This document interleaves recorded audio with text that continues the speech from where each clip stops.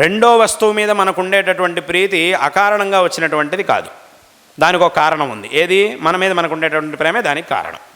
అక్కడికి ఏమైంది? ఏతావత ఇంత ఎందుకు చెప్పొచ్చాను ఇంత విస్తారంగా అనంటే, దీని ద్వారా మనం తెలుసుకోవాల్సినటువంటి విషయం ఏమిటి అనంటే,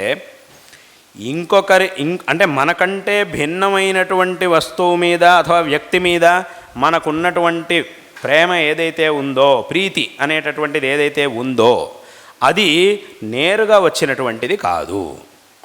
మన మీద మనకున్నటువంటి ప్రీతి ఏదైతే ఉందో అది అహేతుకంగా నేరుగా వచ్చినటువంటిది. వేరే దాని మీద ఉండేది అహేతుకంగా వచ్చినటువంటిది కాదు, దానికో హేతువు ఉన్నాయి. అహేతుకమైనటువంటి ప్రీతి, సహేతుకమైనటువంటి ప్రీతి, ఈ రెండిటిలో ఏది గొప్పది అనంటే, ఏది స్వచ్ఛమైనటువంటిది అనంటే, ఏ విధమైనటువంటి కారణం లేకుండా మనం ఎవరినైతే అథవా మనం ప్రేమించేటటువంటి, మనం చూపించేటటువంటి ప్రేమ ఏదైతే ఉంటుందో, ఏ విధమైనటువంటి ప్రయోజనాపేక్ష లేకుండా అహేతుకంగా మనం చూపించేటటువంటి ప్రేమ అనేది ఏదైతే ఉంటుందో అదే స్వచ్ఛమైనటువంటిది. ఏదో ఒక కారణం వల్ల మనం ప్రేమను చూపిస్తున్నామనంటే ఆ కారణం ఉన్నంత వరకు అది ఉంటుంది, ఆ తర్వాత పోతుంది. అహేతుకంగా మనం చూపించేటటువంటి ప్రేమ ఏదైతే ఉందో అదే స్వచ్ఛమైనది, అదే శాశ్వతమైనటువంటిది. కాబట్టి అటువంటి ప్రేమ ఎవరి మీద ఉంటుంది? మన మీదే మనకుంటుంది, మన ఆత్మ మీద మనకుంటుంది. మనకంటే భిన్నమైనటువంటి దాని మీద మనకు ఉండదు. అంటే అక్కడికి ఏమైంది?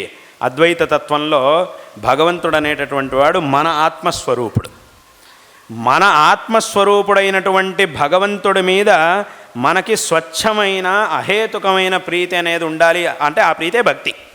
స్వచ్ఛమైనటువంటి భక్తి ఉండాలి అనంటే అది ఆ భగవంతుడు మన ఆత్మ మనకు ఎలాగో ఆ భగవంతుడు కూడా మనకు అలాగే అయినప్పుడు మాత్రమే ఆ భగవంతుడి మీద మనం స్వచ్ఛమైనటువంటి ప్రీతిని, భక్తిని పొందగలుగుతాం.